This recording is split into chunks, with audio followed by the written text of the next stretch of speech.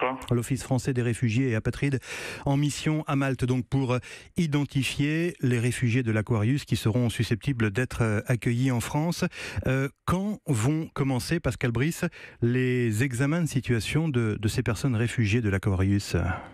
Écoutez, dans les prochaines heures, à partir de demain, nous devrions être en situation. L'équipe est sur place de manière à pouvoir débuter ces entretiens avec ces personnes qui viennent de débarquer à La Valette, de manière à nous assurer qu'elles relèvent bien du droit d'asile et pour 60 d'entre elles, contribuer à leur accueil rapide en France. Dans quel état physique et psychique sont ces personnes, sachant que il y a beaucoup de femmes et beaucoup d'enfants, hein ?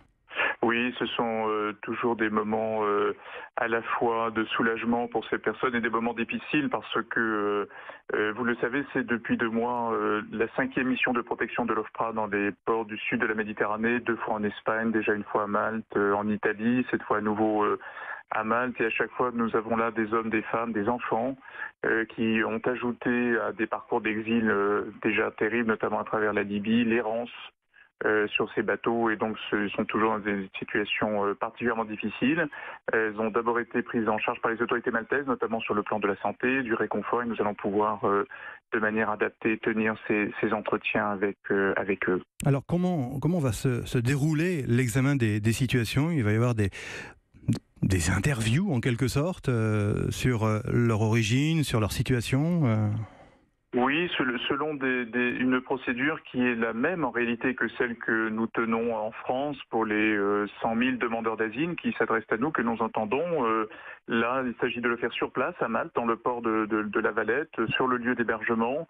Les officiers de protection sont là, des interprètes, de manière à pouvoir entendre chacune de ces personnes, nous assurer que elles ont des craintes dans leur pays d'origine parce qu'elles ont fui des conflits. Je pense notamment à la situation du Darfour. Là, il y a de nombreux Soudanais, une situation des persécutions, notamment d'ordre politique. Il peut y avoir des Érythréens. Toutes choses qui permettent de vérifier que ces personnes relèvent du droit d'asile. Et encore une fois, pour 60 d'entre elles, faire en sorte que le gouvernement puisse les accueillir en France. Toutes ne pourront pas bénéficier de ce droit d'asile. Non, d'abord il faut souligner, parce que c'est à mon sens extrêmement important, qu'il s'agit d'une mobilisation européenne. Ce sont 5 pays européens, 4 avec la France, l'Allemagne, l'Espagne notamment, qui sont là, qui vont également faire le nécessaire pour accueillir une partie de ces passagers. Le critère, c'est le droit d'asile.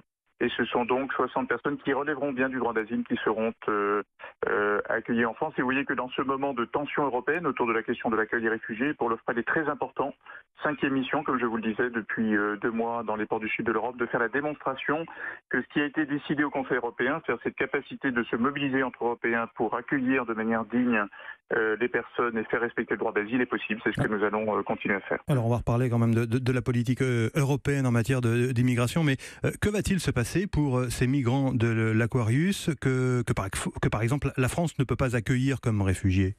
Alors, je vous le disais, il y a celles et ceux que les 60 personnes que nous allons accueillir comme réfugiés, celles et ceux que les autres pays européens mobilisés vont accueillir. Et au-delà, ce sont les autorités maltaises qui seront compétentes pour décider du devenir de ces personnes. Ce sont des personnes qui ne pourront pas rester à Malte, qui seront refoulées d'une certaine façon. Comment ça va se passer ? Parce que...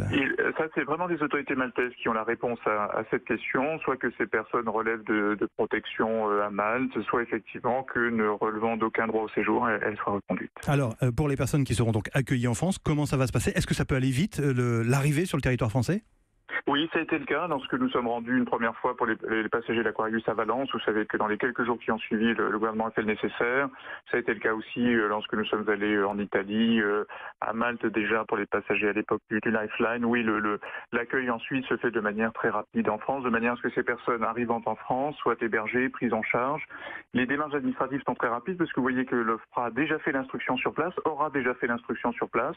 Et donc un rapide passage en préfecture pour l'enregistrement. Et ensuite, puisque l'instruction a déjà été faite par l'OFPRA, le titre de réfugié, le droit au séjour. Pascal Brice, directeur